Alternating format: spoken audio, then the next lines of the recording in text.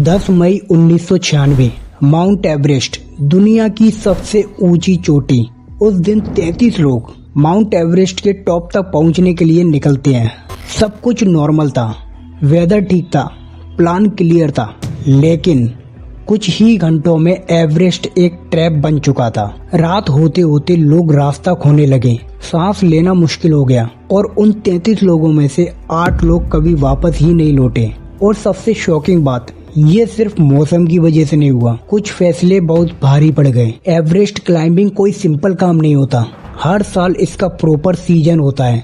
Climbing आमतौर पर होती है अप्रैल और मई के बीच और टीम कोशिश करती है कि मई के मिड तक सबमिट करके वापस लौट जाए, क्योंकि उसके बाद वेदर बहुत डेंजरस हो जाता है। उस दिन 2 बड़ी टीम्स थी, रॉब हॉल और स्कॉट फिशर, और दोनों टीम्स को मिलाकर करीब 33 लोग समिट पुश के लिए शामिल होते हैं। रात में क्लाइंबिंग शुरू होती है, सबने सिर पर लाइट लगाई थी। धीरे धीरे सब ऊपर बढ़ रहे थे, चारों तरफ बर्फ, ठंडी हवा, लंबा रास्ता। ऊपर जाते जाते हवा में ऑक्सीजन कम होने लगता है, इसलिए क्लाइंबर्स अपने साथ ऑक्सीजन सिलेंडर रखते हैं। लेकिन ये अनलिमिटेड नहीं होता, मतलब हर सांस की कीमत होती है। रास्ता आसान नहीं था, कहीं खड़ी चढ़ाई, कहीं फिसलने वाली बर्फ, इसलिए हर साल एक्सपर्ट शेरपा पहले ऊपर जाते हैं और पूरे रास्ते में रस्सियां लगाते हैं और खतरनाक जगहों पर सीढ़ियां भी रखते हैं ताकि क्लाइंबर्स सेफ तरीके से आगे बढ़ सकें। लेकिन उस दिन कुछ जगहों पर यह काम समय पर नहीं हुआ और क्लाइंबर्स को यहीं रुकना पड़ा और यहीं से डिले शुरू हो जाता है। इसी डिले की वजह से क्लाइंबर्स की रास्ते में भीड़ लग गई, सभी लोगों को लाइन में खड़ा होना पड़ा और एक एक करके आगे बढ़ना पड़ा। और इसी इंतजार में टाइम धीरे धीरे निकलता जा रहा था, पूरा शेड्यूल पीछे होता जा रहा था। एवरेस्ट पर एक स्ट्रिक्ट रूल होता है, एक तय समय के बाद आपको वापस लौटना होता है, इसे कहते हैं टर्न अराउंड टाइम। उस दिन ये टाइम था दोपहर 2 बजे, मतलब अगर 2 बजे तक टॉप तक नहीं पहुंचे तो वापस आ जाओ।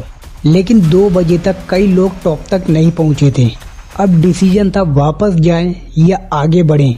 और यही कई लोगों ने रूल्स इग्नोर कर दिया क्योंकि उनका टारगेट काफ़ी नज़दीक था। कुछ लोग आखिरकार टॉप तक पहुंच गए थे, लेकिन अब बहुत देर हो चुकी थी, अब उन्हें उसी रास्ते से नीचे भी उतरना था। और असली खतरा अब शुरू हुआ। अचानक मौसम बदल जाता है, तेज हवा शुरू हो जाती है, बर्फ का तूफान आ जाता है, कुछ भी साफ नहीं दिख रहा था, जैसे पूरा रास्ता गायब हो गया हो। और यहीं सिचुएशन कंट्रोल से बाहर जाने लगी।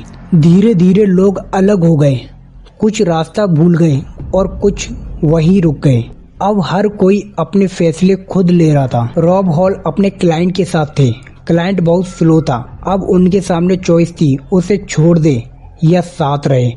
उन्होंने साथ रहना चुना, लेकिन इसी फैसले ने उन्हें हमेशा के लिए हिमालय की पहाड़ियों पर रोक दिया। दोनों लीडर्स रॉब हॉल और स्कॉट फिशर दोनों समिट तक तो पहुंच चुके थे, लेकिन वापस नीचे उतरते समय खराब मौसम, एक्सट्रीम थकान और ऑक्सीजन की कमी के कारण दोनों ही नीचे नहीं लौट पाए और उनकी एवरेस्ट पर ही मौत हो गई। रॉब हॉल के साथ जो उनका क्लाइंट था, उसकी भी वहीं मौत हो जाती है। रात होते ही सब कुछ और मुश्किल होने लगा, तूफान तेजी से बढ़ने लगा, ठंड और ज़्यादा बढ़ने लगी। कुछ लोग खुले में फंसे थे, ना रास्ता ना मदद, सिर्फ इंतजार। ठंड इतनी ज़्यादा थी कि शरीर धीरे धीरे काम करना बंद कर देता है, इसे कहते हैं हाइपोथर्मिया। और इसी वजह से उन 33 लोगों में से 8 लोग कभी वापस ही नहीं लौट पाए। अगले दिन मौसम साफ हुआ, जो बचे थे वो वापस नीचे लौटते हैं। बाद में पता चलता है कि इन 8 लोगों की मौत का कारण इन 33 लोगों के रूल्स को फॉलो ना करने की वजह से हुई थी। एवरेस्ट पर सबसे बड़ा खतरा हमेशा दिखता नहीं है, वो अक्सर एक छोटे फैसले में छुपा होता है। अगर तुम्हें ऐसी real life true story based documentary पसंद है तो इस चैनल को सब्सक्राइब कर लो।